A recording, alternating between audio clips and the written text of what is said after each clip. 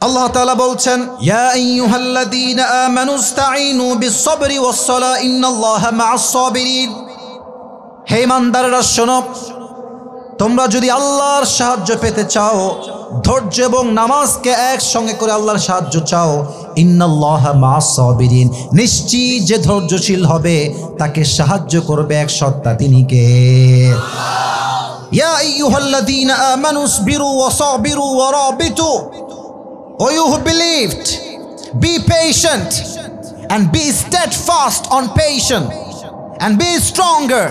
ধৈর্যশীল হও, ধৈর্য অবিচল হও। ওয়াত্তাকুল্লাহ, রবকে ভয় করো।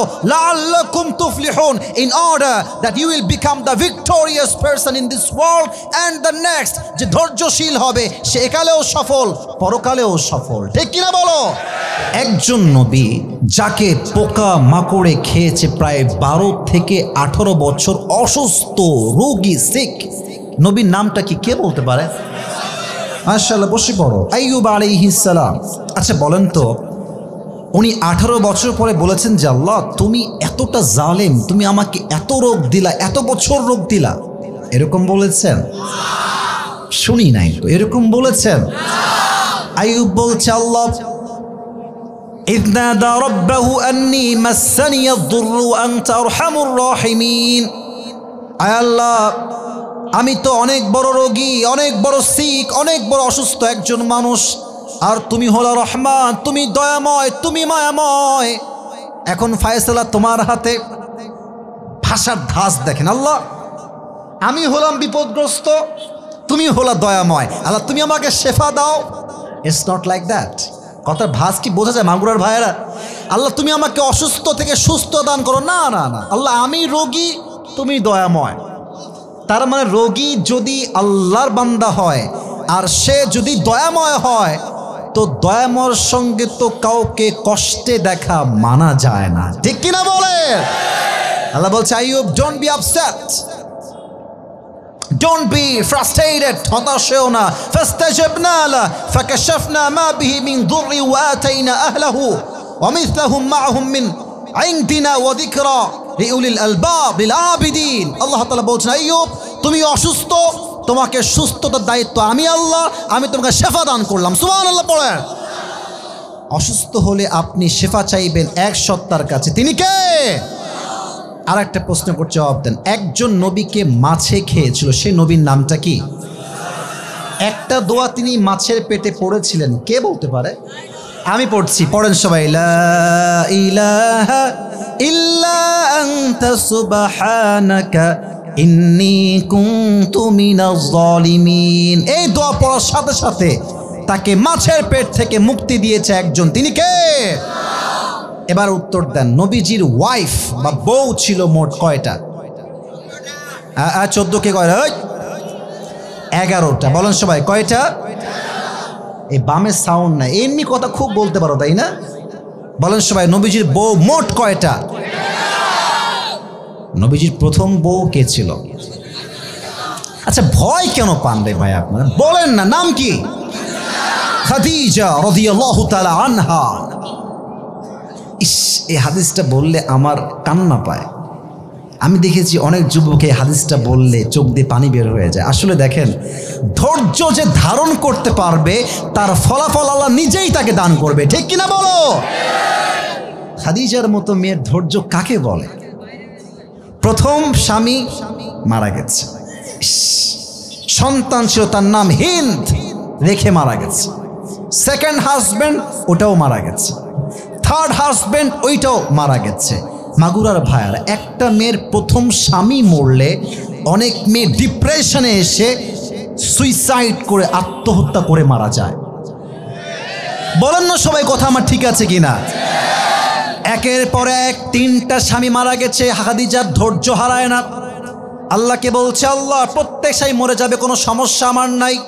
এবার আমি ওয়াদা করলাম, তাকাররারা খাদিজা আন্নাহা লান তাতাজাওয়াজা মাররাতান উখরা, যতক্ষণ পর্যন্ত তুমি আমাকে একজন আদর্শবান চরিত্রবান যুবকের সন্ধান না দিবা, আমি খাদিজা কখনো কোনো হারাম সম্পর্কে বেঁচে থাকা অবস্থায় জড়াবো না। সুবহানাল্লাহ পড়েন সবাই। আজকালকার মেয়েরা স্বামী বিদেশে গেলেই লাগা ইমো, শুরু হয়ে গেল পরকিয়া।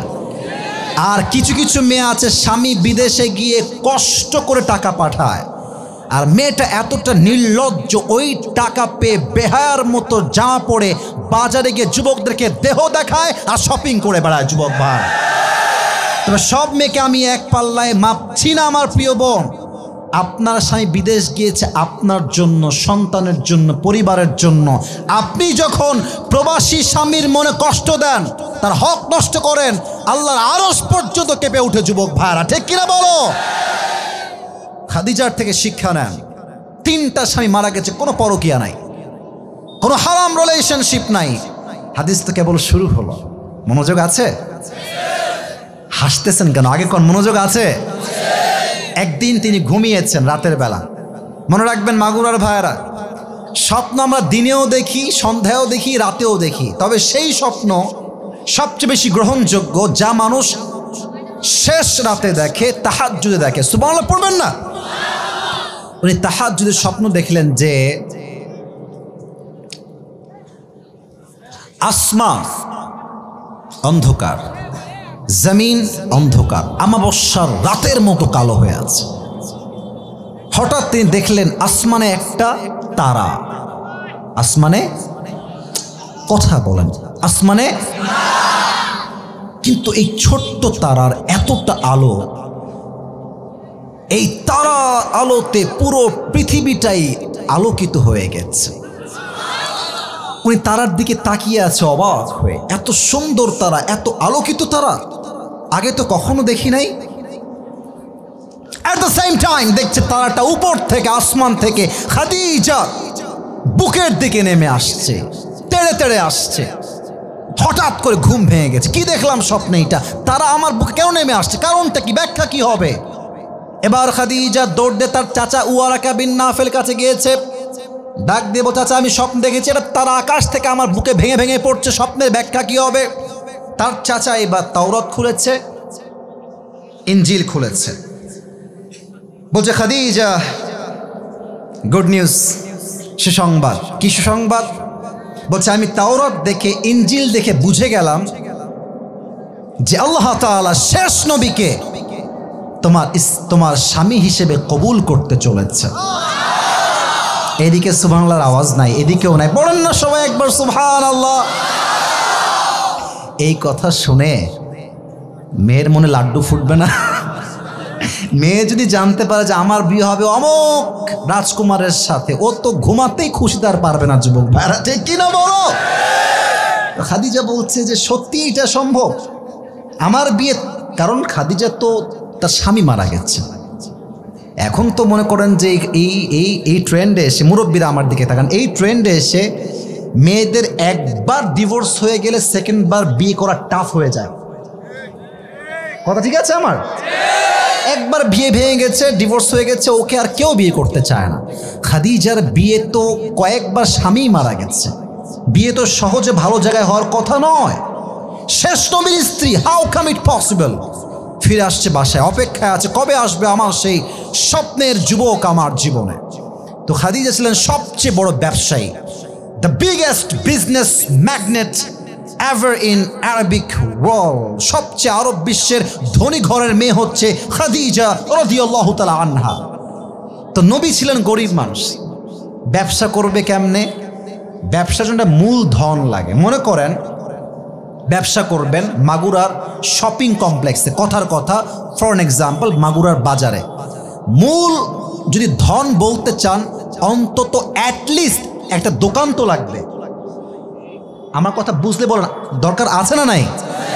তো এটা কই পাওয়া যাবে? নবীজিকে সন্ধান দেওয়া হলো, অমুক জায়গায় খাদিজা নামে একজন মহিলা আছেন যিনি মূল ধন দিবেন ব্যবসার জন্য। নবীজি আসলেন মূল ধন নিয়ে ব্যবসা করবেন এই জন্য। নবী যখন খাদিজার ঘরে আসছে, খাদিজা দূর থেকে নবীর চেহারা দেখেছে, চাঁদের মতো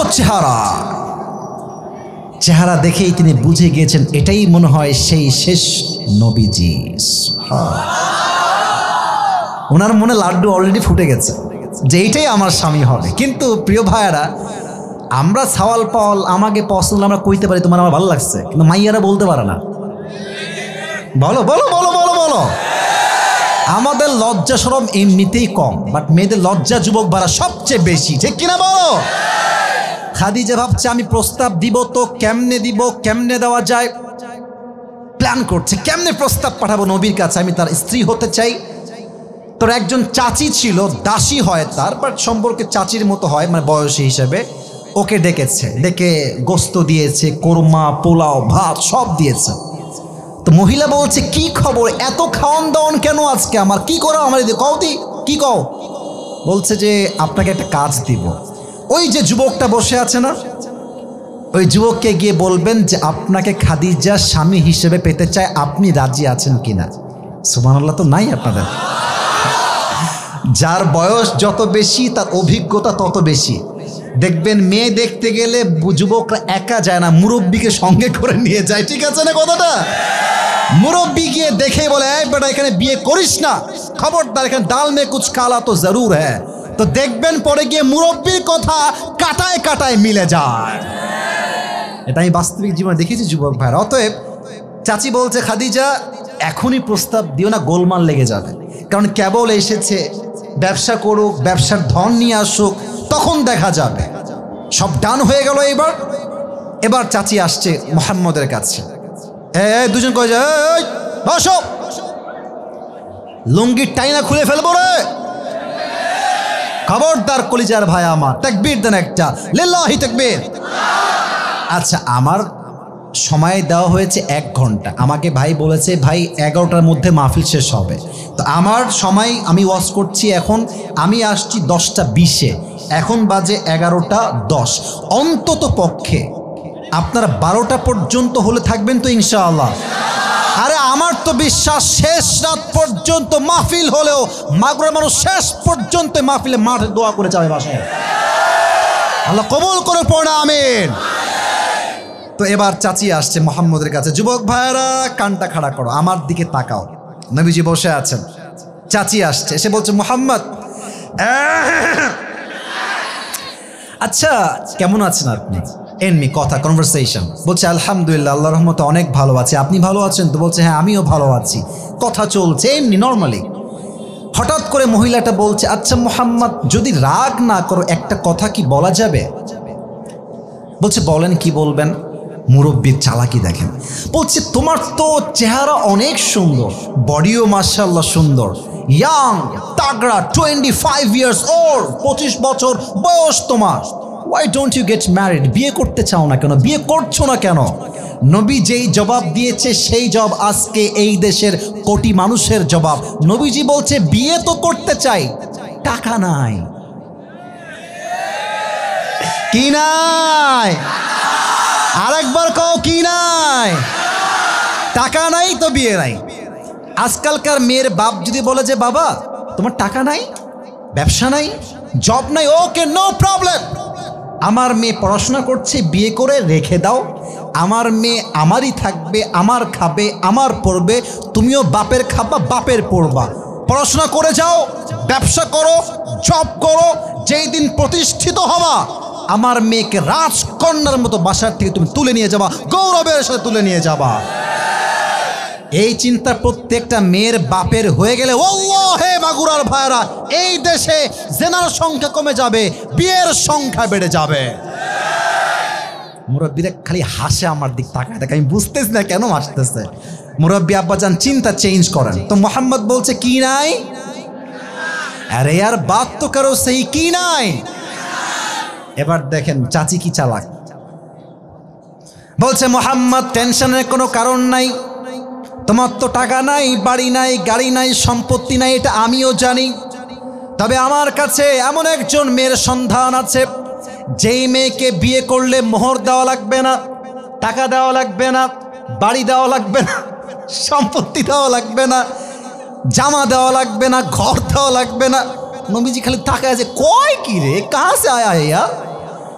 এবার বলছে কিছুই দেওয়া লাগবে না। এবার চাচি বলছে কথা এখনো শেষ হয় নাই, বরং তোমার যা লাগবে ব্যবসা করতে উনিই তোমাকে দিবে। সুবহানাল্লাহ, নাই তো সবার।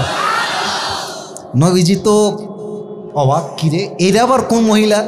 মাসমুহা, ওই মেয়েটার নাম কি? চাচিজি এবার ঝোঁক বুঝে কোপ মেরেছে, বলছে ইসমুহা খাদিজা, তার নাম হচ্ছে Khadija. Do you agree with that proposal? তুমি কি একমত মুহাম্মদ? নবীজি তো মনে মনে আগের থেকে খাদিজাকেই পছন্দ করে। সুবহানাল্লাহ পড়ে। নবীজি চালাক আছে, আপনাকে কেউ প্রস্তাব দিলে আমি এখনই বিয়ে করবো, চলেন চলেন চলেন চলেন, এই কাজ না। স্টপ, থামেন। ব্যক্তিত্ব পুরুষের শক্ত হলে মেয়েরা পছন্দ করতে চায় যুবক ভাইয়ারা। নবীজি স্টপ, বলছে ঠিক আছে, আমি প্রস্তাবটা পেয়ে খুশি হলাম, আপনি যান। আমি আমার চাচার নাম কি? নবীজির চাচার নাম কি? বলছে আপনি যান, আমি চাচাকে নিয়ে আসছি। এবার নবী চাচাকে নিয়ে আসছে খাদিজার বাসায়। বিয়ের কথা ডান, ফাইনাল। বিয়ের দিন কি হয়েছে দেখেন। আজকালকার বিয়েতে মোহর দেওয়া লাগবে 3 লাখ, আর মেয়ের বাবা বাধ্য করে মোহর লেখায় 10 লাখ। গ্রামের ভাইয়েরা শূন্য খুব খেয়াল করবেন, কয়টা শূন্য আছে। একটা শূন্য হলে কিন্তু 5 লাখ থেকে 50 লাখ হয়ে যাবে, ঠিক কিনা বলো? আচ্ছা কেন লেখায়? তুই আমার মেয়েকে ছাড়বি? হ্যাঁ, তুই ছাড়বি কেন? তোর বাপ শুদ্ধা ছাড়ার কোনো সাহস পাবে না, ঠিক কিনা বলো? তবে হ্যাঁ, এটার জন্য বিয়ে আটকায় যায়। আমাদের কথা হচ্ছে মেয়ে ঠিক সেই মোহর পাবে যা তার প্রাপ্য, তার 1 চুল পরিমাণ সংখ্যা বাড়বে না যুবক ভাইরা, ঠিক কিনা বলো? তো বিয়ে হয়ে গেল, কিন্তু বিয়ের সময় মোহর কি দিবে? এখন আবু তালেব বলছে দেখেন, আমরা তো বড়লোক পরিবারের মানুষ না, আমরা মোহর হিসেবে মোট খাদিজাকে 20টা উট দিব। কয়টা? আমি সবার থেকে শুনতে চাই, মোহর হিসেবে কয়টা উট দিব? বলছে ঠিক আছে, 20টা উট দেন। মেয়েদের মন বড় হওয়া দরকার। যখন বিয়ে হয়ে গেছে, পাত্রপক্ষ আছে, কোনে পক্ষও আছে। আমি সবাইকে একটা কথা বলছি, মুরব্বী যুবক আমার দিকে তাকান, মায়েরা শোনেন, ছেলেরে বিয়ে কোনো মতে নিজেই খাওয়াই, নিজেই বিয়ে দিয়ে দিবেন। এলাকার সবাইকে দাওয়াত দিবেন, নিজের কলিজা কেটে খাওয়াবেন। লবণটা কম হয়েছিল রে। আপনি জীবন দিবেন, মন মানুষের পাবেন না যুবক ভাইরা, ঠিক কিনা বলো? তা এখন আবু তালেব বলছে কি খাওয়াবো? এতগুলো মানুষ, এতগুলো মেহমান, কি খাওয়ানো যায়? খাদিজা বলছে কোনো টেনশন নাই, আমাকে যে 20টা উট মোহর হিসেবে দিয়েছেন, এই 20টা উট মেহমানদের জন্য এখনই এই মুহূর্তে জবাই করে ফেলেন। সুবহানাল্লাহ। প্রত্যেকটা মেয়ে যদি বাপের থেকে 5 লাখ টাকা নিয়ে বলে, বাবা আমার স্বামী যান এদিকে আসো, এই নাও আমার 5 লাখ টাকা, তুমি নাও, ব্যবসা স্টার্ট করো। তুমি বড়লোক হইলে আমারও লাভ, আমার সন্তানেরও লাভ, ঠিক কিনা বলো? মেয়েদের কাছে টাকা 50 থাকলে ওই সাবধান, 50 টাকার মালিক আমি কিন্তু এখন। আর মেয়ের বাপ যদি একটা এসি দেয়, ফ্রিজ দেয়, আলমারি দেয়, শোকেস দেয়, সাবধান, শোকেস আমার বাপ দিয়েছে।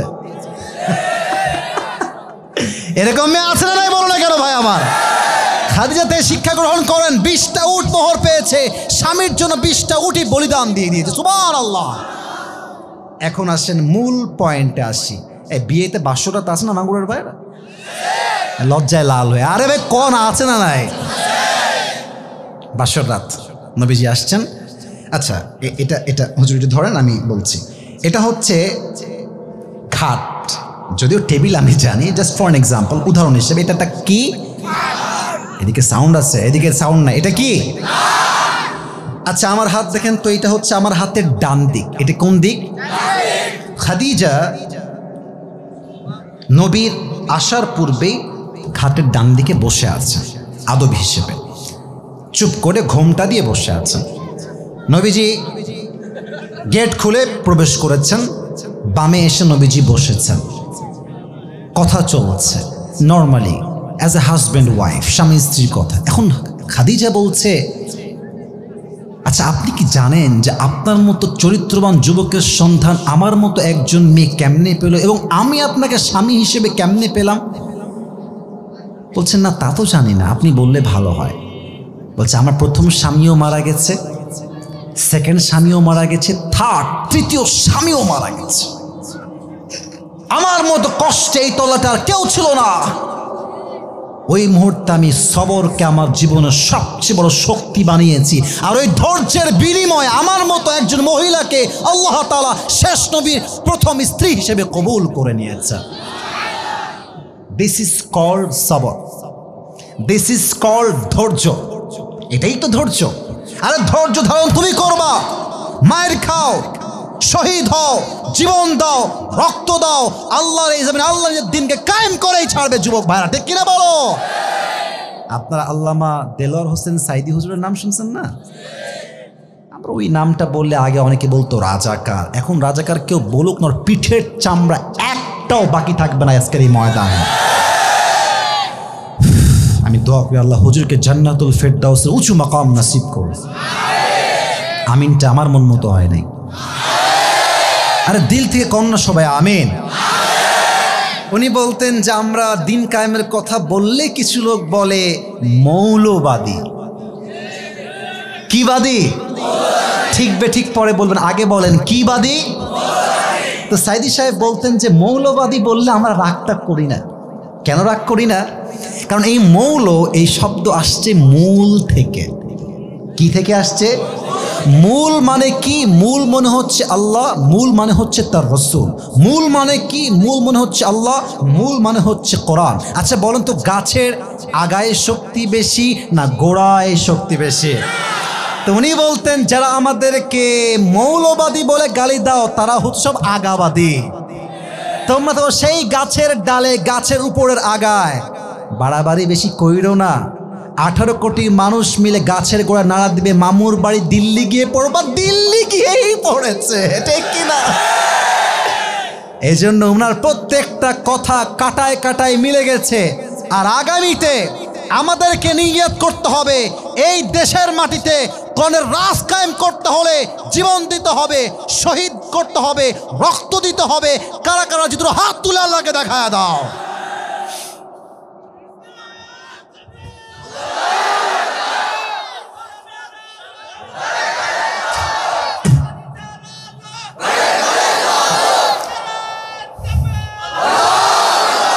আপনাদের সাউন্ড নাই, আমি দিচ্ছি, এটা তাকবীর দেন সবাই আমার সাথে, লিল্লাহি তাকবীর। তবে শোনেন, আপনারা আমার কথা রাগটা করেন নাই তো? আমি কিন্তু কোনো দল আসলে করি না, বাট আমি সেই দল করি যেই দল ইসলামের জন্য কাজ করে। আমি সেই দল করি যেই দল আল্লাহর জমিনে আল্লাহর দ্বীন কায়েমের জন্য কাজ করে, ঠিক কিনা বলো? একটা হাদিসের মাঝে ছোট্ট একটা গল্পই মনে পড়ে গেল, অনুমতি দিলে বলবো, না হয় আবার হাদিসে চলে যাব। না আমি শুনি নাই, বলা যাবে? যাবে যাবে। অনেক যুবককে দেখবেন যদি বলে নামাজ আয় রে, প্যান্টটা খারাপ, আজকে বাদ দে। আছে না নাই? অনেক যুবক তো বলেই দেবে এখন কিসের নামাজ রে, বয়স তো মাত্র 24 রে আমার, আমি পরে নামাজ পড়বো। আছে না নাই? বলে আয় চল দিন কায়েমের আন্দোলন করি। বলে না না, বয়স খুবই কম, বড় হই তারপর দেখা যাবে। মনে রাখবেন, তোমার লেজ একদিন সোজা হবে, তবে যৌবনের তাড়নায় তুমি এত পাগল হয়েছ তাই তোমার লেজ এখন সোজা হচ্ছে না, ঠিক কিনা বলো? গল্পটা হচ্ছে এইরকম যে বাঘে আর ব্যাঙে ছিল খুব বন্ধুত্ব। সরি, বাঘে না, সাপে আর কই যায় এটা, বসো ওই একটা যায়, বসো আমার দিকে তাকান। সাপে আর ব্যাঙে, বলেন তো সবাই মাগুরা ভাড়া, সাপে আর খুব বন্ধুত্ব, গলায় গলায় পিরিত। তো একদিন ব্যাঙ সাপকে বলছে, বন্ধু তোমার গায়ের যে কালারটা জাস্ট ওয়াও, তোমার যে ফনা ধরার স্টাইল এমনি জাস্ট ওয়াও, তোমার যে ফস ফস শব্দ just looking like a wow, খুব ভাল লাগে আমার। তবে বন্ধু তোমার একখান বিষয় আমার মোটেও ভাল লাগে না। সাপ বলছে, বন্ধু সেইটা কি? বলছে এই তুমি যখন হাঁটো এমনি ত্রিং ব্রিং করে হাঁটো, এই ব্যাখ্যাটা হাঁটা আমার মোটেও ভাল লাগে না বন্ধু, তুমি একটু সোজা হয়ে হাঁটতে পারো না? এখন সাপ খেপে গেছে, বেয়াদব কোথাকার, এত বড় দুঃসাহস, আমার নামে বদনাম, এমনি ফস করে উঠছে। ব্যাঙ বলছে, ও বাবা এত প্রশংসা করলাম, একটাও ভাল লাগে নাই, একটা বদনাম করলাম, গায়ে লেগে গেল। একদিকে ঝাঁপ গিয়ে পড়ছে পুকুরের ভেতরে। এখন এই যে ফস করে উঠছে, পাশে ছিল এক রাখাল। রাখাল কয়, কিরে ফস করলো কিরে? দৌড় দিয়ে আসছে, দেখছে মাশাআল্লাহ সাপ বাবাজি এমনে আছে। রাখালের হাতে ছিল বিশাল বড় একটা লাঠি। বিসমিল্লাহ বলে ওখানেই শুরু।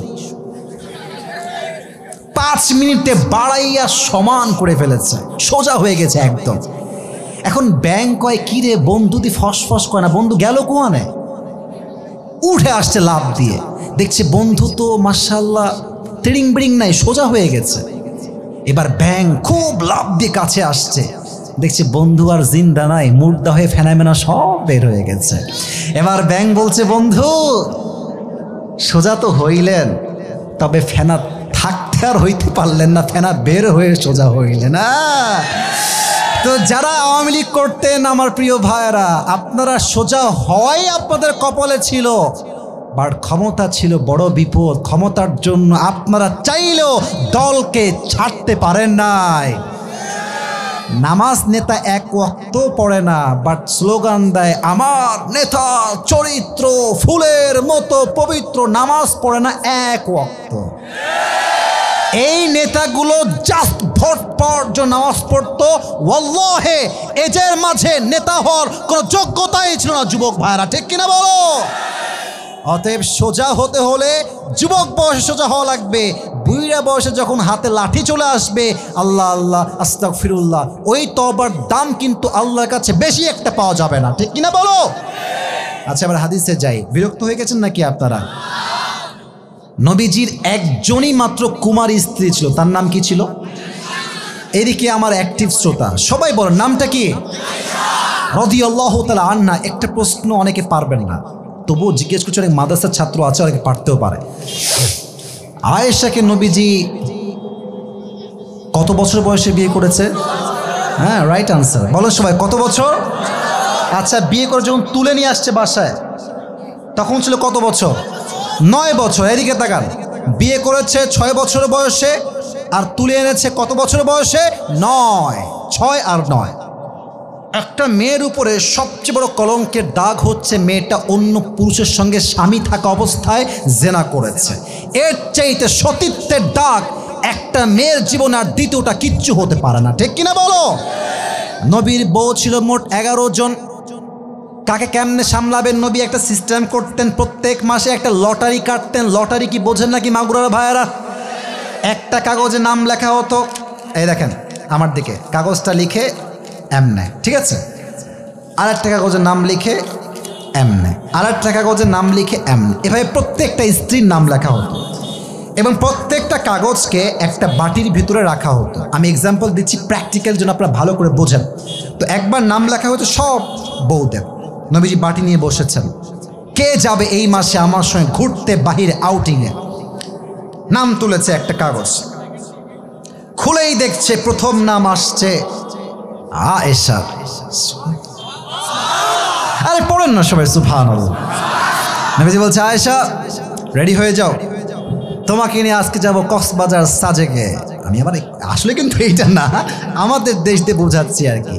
তো আয়েশা রেডি হয়ে গেছে ঘোরার জন্য, অনেক লম্বা সফর। when they are coming back from their traveling, যখন ফিরে আসবে দেখবেন মোটা মানুষ গাড়িতে উঠলে গাড়িটা ভারী হয়ে যায়। যাদের বাইক আছে, আমি নিজেও বাইক চালাই, পেছনে কেউ মোটা বসলে গ্যারিংয়ে হাত দিতে কষ্ট হয়, মনে হয় যে পেছনে একটা বিশাল বড় পাহাড় বসে আছে। আর চিকন মানুষ রিক্সায় উঠলে, ভ্যানে উঠলে চালক বোঝেই না পেছনে কেউ আছে কিনা, ঠিক কিনা বলো? তো আয়েশাকে নিয়ে যেই সাহাবি ফিরে আসছিলেন, হঠাৎ করে আয়েশা বলে, এই সাহাবি থামো, উটের গাড়িটা থামাও। হাউ দাস পালকি ছিল সেই যুগে, থামিয়েছে। বলছে কি হয়েছে? বলছে আমার একটু 1 নম্বরে চাপ দিয়েছে বা ইস্তেনজার প্রয়োজন আছে, আমি যাচ্ছি, করে চলে আসবো। নেমে গেছে। কিছুক্ষণ পরে ওই উটের যেই চালক, সে ভেবেছে উনি হয়তো উঠে গিয়েছে, যাই আমি ফিরে যাই, কিন্তু প্রকৃতপক্ষে উনি এখন ওঠেন, উনি এখনো মরুভূমিতে আটকায় আছেন। সে ফিরে চলে আসছে, বাসায় গিয়ে দেখছে আয়েশা নাই। কই গেল কই গেল, তখন বুঝে আসছে উনি তখন আসলে উঠেন নাই, উনি ওখানেই থেকে গেছেন। এবার নবীজি একজন সাহাবীকে পাঠালেন, তুমি যাও গিয়ে আয়েশাকে ওখান থেকে উটের হাওদাজ বা পালকিতে করে বাসায় নিয়ে আসো। ওই সাহাবী সেখানে গেলেন, আয়েশাকে তুলে বাসায় ফিরে নিয়ে আসলেন। যখন বাসায় নিয়ে আসবে, কাফেররা সব দেখেছে গভীর অন্ধকার রাতে অমুক সাহাবী নবীজির একমাত্র কুমারী স্ত্রী আয়েশাকে উটের পালকিতে করে বাসায় নিয়ে আসছে। বাস আর কি লাগে? কাফেরদের সর্দার, মুনাফিকের সর্দার সবার মাঝে ছড়িয়ে দিল। নাউজুবিল্লাহ, মন খুলে জোরে বলবেন, আগে কথাটা বলে নেই। উনি বলেছেন, অর্থাৎ এই কাফের বলেছে, উনি বললে ভুল হবে। সে বলল যে আয়েশা ওই সাহাবীর সঙ্গে ফিরে আসার সময় রাস্তায় ব্যভিচারে লিপ্ত হয়ে বাসায় ফিরে আসছে। আসতে বললেন যে, বলেন সবাই নাউজুবিল্লাহ।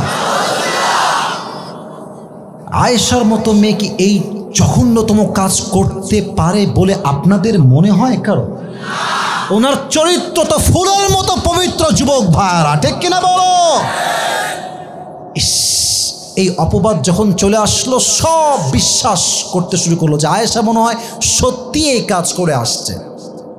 একদিন নবীজি আসছে, আয়েশা তুমি কি অমুক সাহাবীর সঙ্গে কোনো ভুল কাজ করে ফেলেছ? যদি করে ফেলো তওবা করে নিও, আল্লাহ তোমাকে মাফ করে দিবে। এই কথা যখন বলেছে নবীজি, আয়েশার বুকটা কষ্টে ফেটে গেছে। নবীজি, আপনি আমাকে বিশ্বাস করেন না যে আমি জেনা করি না? আপনি আমাকে বিশ্বাস করেন না নবীজি? দুই চোখ বেয়ে পানি পড়ছে। এবার আয়েশা বলছে, নবীজি এইবার ফায়সালা মানুষের পক্ষ থেকে নয়, এবার আমার ধৈর্যের ফায়সালা করবে এক সত্তা। তিনি কে? উনি এবার ধৈর্যের সঙ্গে চুপচাপ বসে গেলেন, ধৈর্যের সঙ্গে মোকাবেলা করছেন। ফলাফল কি হলো? তার চরিত্র যে পবিত্র, কোনো সতীত্বের দাগ নাই, এটা প্রমাণ করার জন্য আল্লাহ তাআলা নিজেই এই কোরআনে তার সতীত্বের পবিত্রতা ঘোষণা করে আল্লাহ নিজেই আয়াত নাজিল করলেন। সুবহানাল্লাহ। ভুল তো বুঝবেই মানুষ, বাট যদি বিশ্বাস হয় রবের উপরে, একদিন সবার ধারণা ভুল হবে, আল্লাহ তাআলা সত্যকে প্রমাণ করবে। যুবক ভাইরা, ঠিক কিনা বলো? আচ্ছা, হাদিস তো প্রায় 4টা বললাম, আর কি বলা যাবে না? আচ্ছা, সবাই তো বসেই আছেন, বলা যাবে না? আমার কথা হচ্ছে, আজকে আমরা পুরো বছরে একদিন এই মাহফিলে এসেছি, আমাকে সময় দিয়েছি 1 ঘন্টা। 1 ঘন্টার বেশি কি ওয়াজ করা যাবে না আজকে ইনশাআল্লাহ? আমি একজন যুবককে চাই যে সিঙ্গেল, অনেক কষ্টে আছো, বিবাহিত নাও, দাঁড়িয়ে একটা বাঘের মতো তাকবীর দিবা, সব লোক আবার অ্যাক্টিভ হয়ে যাবে। কে আছো? আল্লাহু আকবার না, নারায়ে তাকবীর বা লিল্লাহি তাকবীর বলতে হবে। কে আছে?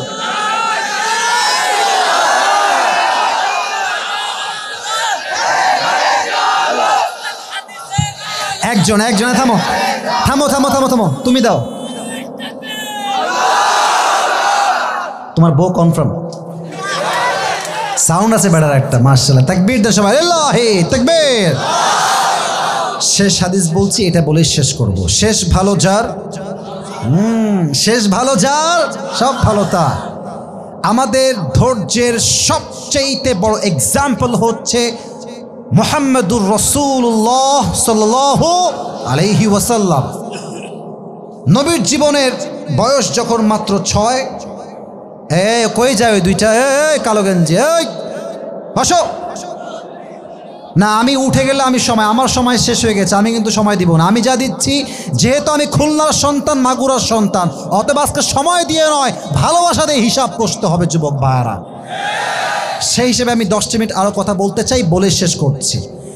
নবীর বয়স মাত্র যখন 6, নবীর মা ওনাকে নিয়ে বাহিরে ঘুরতে গেলেন। হঠাৎ করে নবীর মা, এই দেখেন আমার দিকে, আমার চোখে চোখ রাখেন, আমার দিকে তাকান, পেটে এত প্রচণ্ড ব্যথা, হঠাৎ করে পাহাড়ের মাঝে এমনি শুয়ে পড়েছে। আমি যখন লাস্ট টাইম উমরাহ করতে গেলাম, নবীজির মায়ের কবর দেখে আমার মনে হলো যে নবীর মাকে পাথরে কবর দিয়েছে কেমনে, কেমনে সম্ভব? চতুর্পাশে পাথর আর পাথর। যখন নবীজির মায়ের পেটের ব্যথার যন্ত্রণা শুরু হলো, নবী করিম সাল্লাল্লাহু আলাইহি ওয়াসাল্লাম ডাক দিয়ে বলছে, আম্মাজান আপনার কি হয়েছে? আপনি চিৎকার করছেন কেন এমন করে? আম্মাজান শুয়ে পড়েছে। নবীজি এসে নবীর মায়ের শিওরে বসে পড়েছে। নবীজি তার মায়ের হাত ধরে বলছে, আম্মাজান আপনার কি হয়েছে? আপনি কাঁদছেন কেন আম্মাজান? আম্মাজান বলছে, মুহাম্মদ, প্রত্যেকটা আলো একদিন নিভে যায়, প্রত্যেকটা যৌবন একদিন শেষ হয়ে যায়। তোমার আম্মুর সময়টা মনে হয় এখানেই শেষ হয়ে গেছে। মাত্র 6টা বছর বয়সে নবীজি তার মাকে দেখছে, চোখের সামনে শেষ, অজ্ঞান হয়ে শেষ হয়ে যাচ্ছে। এই কথা বলতে বলতে মুহাম্মদের মা ওই জায়গাতেই শেষ সাল্লাল্লাহু আলাইহি ওয়াসাল্লাম। দাসী, তার নাম হচ্ছে উম্মে আইমান, কবর দেওয়া হয়েছে। হায় হায় হায় হায়। এই দেখেন, এটা হচ্ছে কবর। নবীজির বয়স মাত্র 6। নবীজি কবরের উপরে এমনে ভুট হয়ে শুয়ে আছে, ভুট হয়ে এমনে। উম্মে আইমান বলছে, চলো, তোমার মা কখনো ফিরে আসবে না, চলো। নবীজি বলছে, আমি এখান থেকে যেতে পারবো না, আমার মাকে রেখে আমি কখনো যাবই না এখান থেকে। মা, তুমি কোথায় গেলে? চিৎকার করে কান্না করছে। উম্মে আইমান কোনো মতে ধরে টেনে হিচড়ে নিয়ে আসছে। প্রায় জীবনের শেষ মুহূর্ত, 63 বছর বয়স নবীজির হলো। নবীজি আবার সে মায়ের কবরে গেলেন।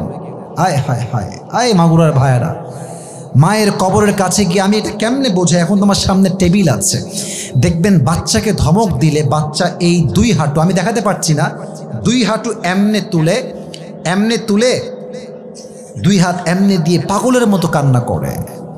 নবীজি মায়ের কবরের পাশে বসে 2 হাঁটু তুলে এমনে কাঁদছে আর কাঁদছে আর বলছে, আম্মা জান, আপনি যাওয়ার পরে আমি বুঝতে পেরেছি পৃথিবী বড়ই স্বার্থপর, এর মতো স্বার্থপর পৃথিবীতে আর কেউ হতে পারে না। ঠিক কিনা বলো? আম্মা জান, আপনি তো আমার জীবনের সবচেয়ে আপন মানুষ ছিলেন, আপনি আমাকে রেখে কোথায় গেলেন আম্মা জান? কোথায় চলে গেছেন আম্মা জান? সেই নবী ধৈর্য ধারণ করে বাবাকে হারিয়েছে জন্মের আগে, মাকে হারিয়েছে জন্মের পরে, চাচা আবু তালেব নাই, আব্দুল মুত্তালেব নাই, খাদিজা নাই, কেউ নাই। নবী ধৈর্যের সঙ্গে এগিয়েছেন, আল্লাহর জমিন, আল্লাহর দ্বীনকে প্রতিষ্ঠা করে তারপর নবী দুনিয়া থেকে বিদায় নিয়েছে। ঠিক কিনা বলো যুবক ভাইরা? নবীজির একমাত্র মেয়ের নাম ছিল ফাতেমা রাদিয়াল্লাহু তাআলা আনহা, তার স্বামীর নাম ছিল আলী রাদিয়াল্লাহু তাআলা আনহু। 2 জন সন্তান ছিলেন, তার নাম কি ছিল? হ্যাঁ, রাইট আনসার, হাসান এবং একদিন 3 দিন যাবৎ বাসায় কোনো খানা নাই, ভাত নাই, ডাল নাই, চাল নাই, অভাব। আলী বলছে, ফাতেমা যাও, নবীর কাছে যাও, নবীর কাছ থেকে তুমি গিয়ে 2টা চাল ডাল নিয়ে আসো আমাদের জন্য।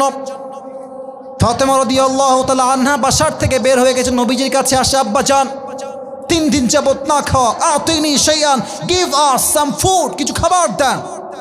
নবী ধৈর্যের পরীক্ষা কেমনে নেয়, বলছে, মা এদিকে আসো, ঘরে আসো, ঘরে আসো, ঘরে বসো। ঘরে আসছে, আম্মা জান খাবার লাগবে, খাবার দিব, নো প্রবলেম, বাট আমার কাছে খাবার আছে 5টা বকরি। মাগুরার মোহাম্মদপুরের ভাড়া কয়টা বকরি? 5টা বকরি আছে। এদিকে তাকান, 5টা দোয়াও আছে। কথা কি বোঝা যায়? 5টা বকরি আছে, 5টা দোয়া, তুমি কোনটা নিবা আম্মা জান? ফাতেমা ডাক দিয়ে বলছে, আব্বা জান, আমার 5টা বকরির দরকার নাই, 5টা দোয়া শিখাই দিলেই আমি ফাতেমা খুশি হয়ে যাব। না, এটা তো মাগুরার সুবহানাল্লাহ হয় না, জোরে কর না ভাই সুবহানাল্লাহ। 5টা দোয়া শিখে বাসায় ফিরে আসছে। আলী তো অপেক্ষায় আছে, খাবারটা কখন আসবে, খাবারটা আমি কখন খাবো, কখন আমার পেটটা ভরে যাবে। দেখছে ফাতেমার 2 হাত খালি, কিচ্ছু নাই। আলী বলছে, ফাতেমা কি হয়েছে তোমার, খাবার কোথায়, তোমার হাত তো খালি। ফাতেমা বলছে, আলী আমার হাত ফাঁকে, আমার দেখতে পাচ্ছি। কথা ঠিক আছে, যাহাবতু লিদ-দুনিয়া ওয়া জিতু বিল আখিরাহ, যাহাবতু লিদ-দুনিয়া ওয়া জিতু বিল আখিরাহ। আমি নবীর কাছে দুনিয়া চাওয়ার জন্য গিয়েছিলাম, আমার নবী আমার 2 হাত ধরে আখিরাত দিয়ে ফেরত পাঠিয়ে দিয়েছে। আলী বলছে, না, আমার খাবার লাগবে, আমি অনেক ক্ষুধার্ত। এবার শ্বশুরের কাছে আসছে জামাই, মোহাম্মদপুরের ভাইয়েরা, শ্বশুরের কাছে আসছে কে? জামাইয়ের একটা সম্মান আমাদের এই জেলাতে, বিভাগে আছে না নাই? নবীজি বুঝে গেছে আলীর ক্ষুধার্ত অবস্থায় আছে। আলী এদিকে আসো, এদিকে বসো, কি হয়েছে বলো তো? বলছে, শ্বশুর আব্বা জান, 3 দিন যাবৎ চাল নাই, ডাল নাই, ভাত নাই, কিচ্ছু নাই, আপনি কিছু খাবার দিবেন? নবীজি আবার ধৈর্যের পরীক্ষায় ফেলে দিয়েছে। খাবার লাগবে তোমার, আচ্ছা ঠিক আছে, নো প্রবলেম, দিব। শোনো, 2টা অপশন দিচ্ছি, 2টা। আগে বলেছিলেন 5টা বকরি, এবার বলছেন তোমাকে আমি অপশন দিচ্ছি 2টা। এক হচ্ছে 5000 বকরি, আর এক হচ্ছে 5টা দোয়া। Which option you want select, তুমি কোনটা নিতে চাও? ওদিকে আলী না খাওয়া, ফাতেমা না খাওয়া, হাসান হুসাইন না খাওয়া, আর বাবাকে বলা হচ্ছে 5000 বকরি 5টা দোয়া। উনি নির্দ্বিধায় বললেন 5000 বকরি নয়, 5টা দোয়া শিখাই দিলেই আমি খুশি হয়ে যাব। 5টা দোয়া হুজুরদের পড়তে হবে না, যুবকরা মুরব্বীরা আমার দিকে একটা কাশি দেন, তাকায়। মুখস্থ হবে না আমি জানি, কালকে ইউটিউবে আপলোড হবে, আবার দেখে আবার মুখস্থ করবেন। আমার সে এখন পড়েন, একটা মানুষও বাদ যাবেন না, দোয়াটা শিখে নেন, আজকে মাহফিল সফল হবে। ইয়া আউয়ালাল আউয়ালিন, যতটুকু পারা যায় ট্রাই করেন পড়ার জন্য। আমি পারবো না, আমি আরবি পারি না, না না, প্লিজ ট্রাই ইউর বেস্ট। ইয়া আখিরাল আখিরিন, ইয়া যাল কুওয়াতিল মাতিন। শেষ 2টা শব্দ অনেক অনেক অনেক অনেক ইজি, সবাই পারবে পড়তে, অতএব বি লাউড, জোরে বলবেন। ইয়া রাহিমাল মাসাকিন, শেষটা আরো সহজ, সবাই মিলে পড়েন। ইয়া আরহামার রাহিমিন। হাদিসে আসছে এই 5টা শব্দের দোয়া, আই রিপিট এগেন, আমি আবারও বলছি, আমলটা শিখাই দিচ্ছি। এই 5টা শব্দের দোয়া যেই বান্দা অভাবে, কষ্টে, দুঃখে, ভাত নাই, ডাল নাই, চাকরি নাই, কোনো কিছুই নাই, অভাব, 5টা শব্দের দোয়া যেই বান্দা ধৈর্যের সঙ্গে পড়বে, আল্লাহ নিজেই তার সমস্ত অভাব অনটনকে দূর করে দিবে। আলী দোয়াটা শিখে বাসায় আসছে, ফাতেমা বলছে কি খবর আলী, তোমার হাত তো ফাঁকা। আমি নয় ধমক খাইলাম হাত ফাঁকা, তোমার হাতও তো ফাঁকা। বলছে ফাতেমা তুমি যখন আখেরাত নিয়ে ফেরত আসছো, আমি আলীও আছে 2 হাত ভর্তি আখেরাত নিয়ে ফেরত আসছি বাসায়। এবার স্বামী আর স্ত্রী মিলে 2জন মিলে আমল শুরু করছে 5টা শব্দের দোয়া। হাদিসে আসছে 5টা শব্দের দোয়ার বিনিময়ে আল্লাহ রাব্বুল আলামিন সমস্ত অভাবকে নিমিষেই তার বাসা থেকে দূর করে দিয়েছে। সুবহানাল্লাহ। অতএব অভাব আসলে, কষ্ট আসলে, কেউ মারা গেছে, টাকা নাই, বাড়ি নাই, কোনো কষ্ট নাই, ধৈর্যের সঙ্গে দোয়া নিয়ে এগিয়ে যাও, তোমার সমস্ত অভাব আল্লাহ নিজেই দূর করে দিবে। ঠিক কিনা বলেন যুবক ভাইরা? আল্লাহ আমাদের সবাইকে ধৈর্যশীল হওয়ার তৌফিক দান করে পড়েন, আমিন। এবার যারা দাঁড়িয়ে আছো বসে পড়েন, বসে পড়েন, বসে পড়েন। এই তো কথা শুনুন আপনারা, আমি আর সময় নিব না বেশি, বসে পড়েন। এই তো ভদ্র, আপনারা একটু বসে পড়েন কিছুক্ষণের জন্য, মাশাআল্লাহ, বসে পড়ো, বেশি না, আর কিছুক্ষণ বসে পড়ো। বলছি কেন, অবশ্যই উদ্দেশ্য আছে। সবাই আমার চোখে চোখ রাখেন, কাশি দেন, সবাই একটা তাকবীর দেন, লিল্লাহি তাকবীর। আমি আমার ওয়াদা রেখেছি, আমার দিকে তাকান, আমার এই 2 হাত দেখেন, হাত তুলেন সবাই, এভাবে এভাবে সবাই হাত তুলেন। সবাই আমি যা বলি আপনিও তাই বলবেন। বলেন সবাই হুজুর। এইটি কোন হুজুর? জোরে কোন হুজুর? আমরা মাগুরার মোহাম্মদপুরের সন্তান, আমরা সবাই মিলে ওয়াদা করছি, আমরা কেউ, জোরে কোন, আমরা কেউ দোয়া না করে বাসায় যাব না। দোয়া শেষ করে we will go back to home। বলেন ইনশাআল্লাহ। আল্লাহ কবুল করে পড়েন, আমিন। টুপিটা দিব, যারা নিতে চান প্লিজ প্রিপেয়ার ইয়োরসেলফ, নিজেকে প্রস্তুত করুন। আজকে আলোচনার শ্রোতা তো আরো আসে মাহফিল, ব্যাপার সেবার কি? হ্যাঁ বসে পড়ো, আসো আসো, এদিকে তাকান। আজকে আলোচনার মূল বিষয়বস্তু 4টা গুণ থেকে নিয়েছিলাম। একটা গুণ, তার নাম সবর বা, আরে ভাই কথা শেষ, ভালো যা সব ভালো তার, ধৈর্য, সবর বা। আমি বলেছিলাম অনেকগুলো এক্সাম্পল। প্রথম এক্সাম্পল ছিল একজন নবীর কথা, যাকে 18 বছর বা অন্য রেওয়ায়াত অনুযায়ী 12 বছর পোকায় কামড় দিয়ে অবস্থা খারাপ, অসুস্থ। উনি বলেছেন যে আল্লাহ তুমি এত জালেম, তুমি আমাকে এত কষ্ট দিচ্ছ। ইয়েস নাকি নো? Definitely no. উনি বলেন না, উনি বলছে আল্লাহ আমি হলাম অসুস্থ, তুমি হলে দয়াময়। আবার বলেন আমি হলাম অসুস্থ, তুমি হলে। তার মানে হচ্ছে দয়াময় তো কখনো তার বান্দাকে অসুখে দেখতে পারে না, ঠিক কিনা বলেন? তার এই ধৈর্যের বিনিময়ে তাকে শেফায়ে আজেলা দান করেছে একজন, তিনি কে? এক। 2 নাম্বার, একজন নবীকে মাছ গিলে ফেলেছিল সমুদ্রের ভেতরে, নবীর নাম কি ছিল? বলেন সবাই, নাম হচ্ছে ইউনুস। নাম কি? আমাদের দেশের যিনি প্রধান উপদেষ্টা ওনার নাম কি? ইউনুস। আমাদের যিনি আগের আল্লাহ ওয়ালি কনফার্ম জান্নাতি ছিলেন, উনি মনে মনে ভাবেন যে কি রে, কই যাব, বিপদের দোয়াও ইউনুস, আমার বিরুদ্ধের লোকটাও নাম ইউনুস, আমি যাব কোথায়? তো দোয়া ইউনুসটা কি ছিল?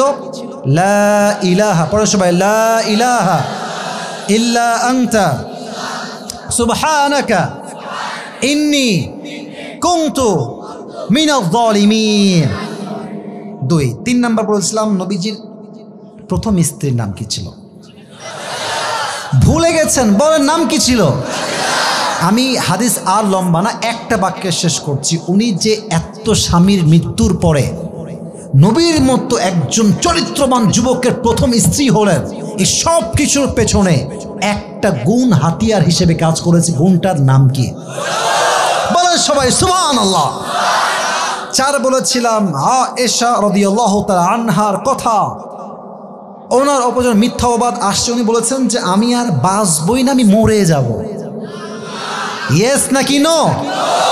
উনি বলেছেন তোমরা তোমাদের মতো মিথ্যা প্রচার করো, বাট এই মিথ্যা প্রচারকে সব কিছুকে দমন করে সত্যকে প্রমাণ করবে এক সত্তা, তিনি কে? তো এই সবরের বিনিময়ে কি হয়েছিল? তার চরিত্র যে পবিত্র, এই ব্যাপারে আয়াত নাজিল করেছে এক সত্তা, তিনি কে? 5 শেষ কথা, এটা নবীর কথা বলেছিলাম, ফাতেমা এবং আলীর কথা বলেছিলাম। নবীর জন্মের আগেই বাবা জন্মের মাত্র 6 বছর পরে মা শেষ। তারপরে আবু তালেব, আব্দুল মুত্তলেব, চাচা, দাদা, খাদিজা সবাই শেষ। নবীজি কি হতাশ হয়েছেন না সবর নিয়ে সামনে এগিয়েছেন? সবর নিয়ে সামনে এগিয়েছেন, আল্লাহর জমিনে আল্লাহর দ্বীনকে বিজয় করে তারপরে তো দুনিয়ার থেকে বিদায় নিয়েছে, ঠিক কিনা বলেন? আর সর্বশেষ বলেছিলাম নবীজির মা ফাতেমার কথা। তার মেয়ে যত কষ্ট এসেছে, অভাব এসেছে, দোয়া করেছেন, ধৈর্য ধারণ করেছেন। দোয়া সবর, দোয়া সবর, সবর দোয়া, এই 2টার বিনিময়ে সমস্ত অভাবকে দূর করেছে এক সত্তা, তিনি কে?